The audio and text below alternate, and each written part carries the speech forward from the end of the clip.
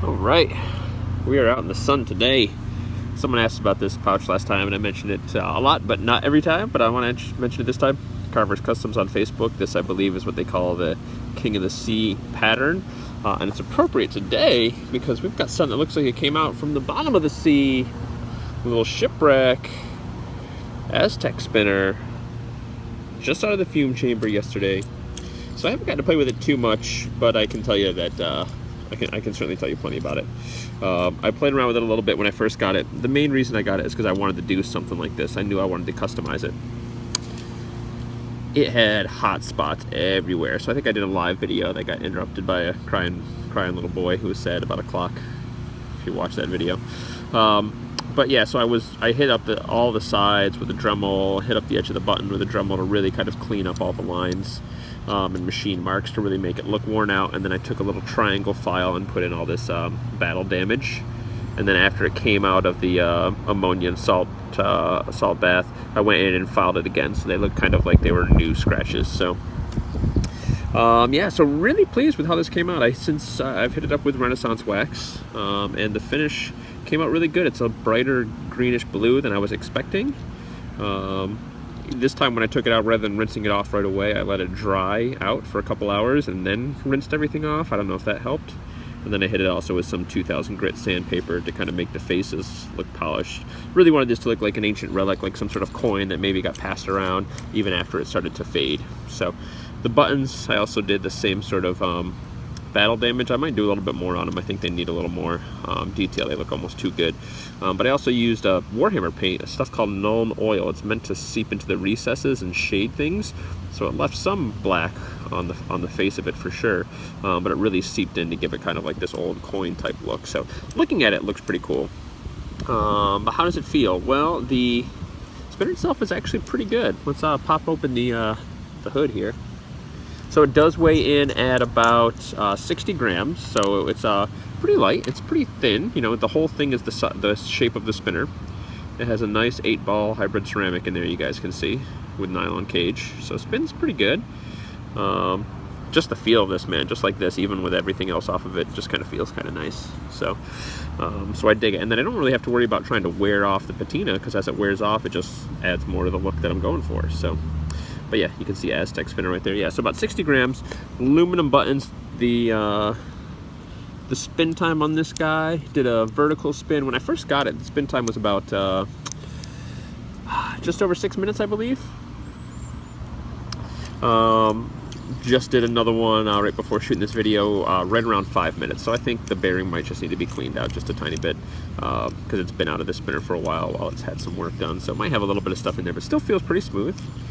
So it does pretty decent spin times. Again, for 60 grams, it's pretty good. So the buttons are I think I was starting to say as well, the buttons are my biggest drawback here. These buttons, they're aluminum, and they just, because of the size and width, you really can feel that they feel like cheap aluminum buttons. So that would be my biggest critique, is these buttons, although they look pretty cool, you know, when it's just sitting down there, you know, looks pretty legit, looks pretty rad, but when you feel it, I wish those buttons had a little more heft to it. So but it is what it is. But it's got a really cool like spin look because of the shape of the spinner, the way the spinner spins around the buttons. You don't really see the body much, so it does kind of a cool look in person. So I do really dig this a lot. Not necessarily the most fidgetable, but it's still fun. So with all these corners shaved down, the fidgetability, this definitely goes up quite a bit. I really couldn't fidget with this at all until I did sand it down the corners. So it's got some cool looking warps.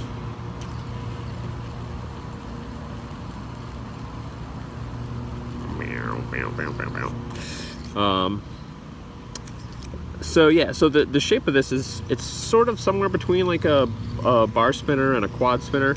It definitely doesn't have that gyro feel that a bar does, but you've got a lot of the stuff coming out on one side and then not quite as much on the other side. These sides are straight, so it lets you really push really well, especially if you get your finger in there. Pushes really well. Pulls and pushes really well. There's just lots of good corners to push and pull on. So fidgetability is pretty good, but it's a little lighter than what I like. But again, I really got this for the look of it, so I wanted to get this out in some sunshine, let you guys take a look. So, oh poor guy's getting dizzy. Oh, that's kind of a cool look. No, whoa, that looks pretty rad on film, yo. It doesn't really look all that special in person, but that looks pretty sweet. Let's look at that one more time, shall we? That does some cool stuff there, man. Woo! Right there, right where it slows down, right around there.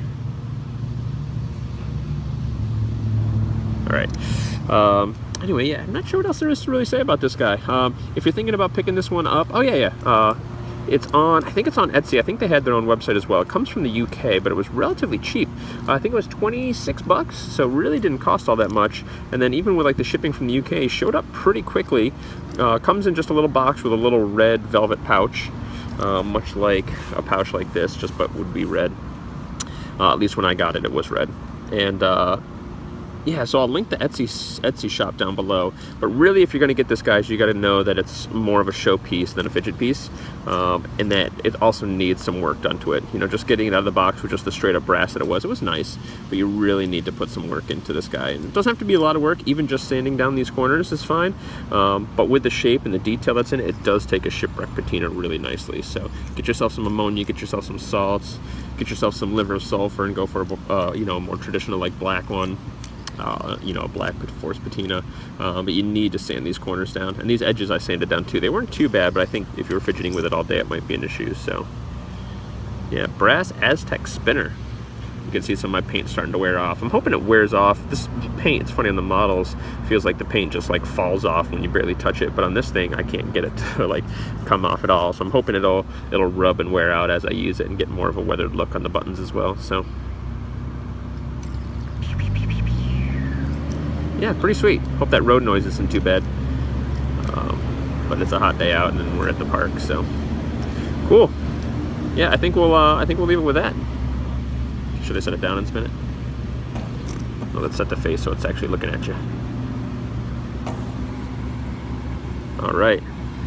Good night, everybody.